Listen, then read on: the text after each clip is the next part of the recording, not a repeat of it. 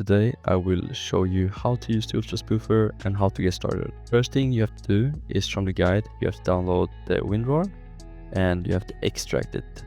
You can either extract it on your desktop or in a USB. It depends on if you're gonna use boot spoof/FE. You need to do it on your USB, which you have to boot from it. Next thing you need to do is to open the loader.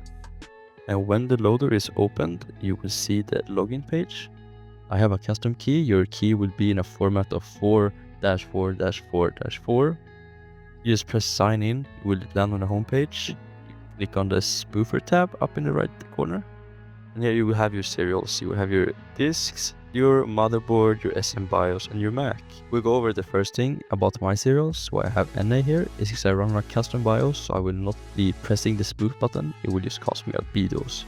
The next thing you have to do to get started is to know what the thing does to your serials. As an example, if you check hidden and you would press this button spoof, it would put all your serials on NA, meaning the anti-cheat or even Windows cannot see that you have any serials on your components.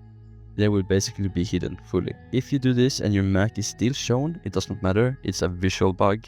Yeah, that's basically the hidden feature, which is used for some games like some anti-cheats like Ace, Call of Duty, which is Ricochet, and then you have permanently. Permanently would be, let's say I have long serial number here, a spoof, they will change, and even after a restart of the PC, they will be remained changed. So yeah, that is for you who want to have a permanent solution and never have to care about opening this loader again. And then we go over to Mac. You press Mac, you press the spoof button. All your serials will be temporarily spoofed, including your MAC address, which is used for games typically like Fortnite, ESC games. And then you can use just this button. It will spoof everything except the Mac. Most games don't need the Mac to be spoofed. So yeah, going to the boot spoof, what we talked about before. You would have the files already here, so you never need to press this button. So you have the files here and you would just put your USB as the boot priority 1 in your BIOS and you will be automatically spoofed before your Windows starts.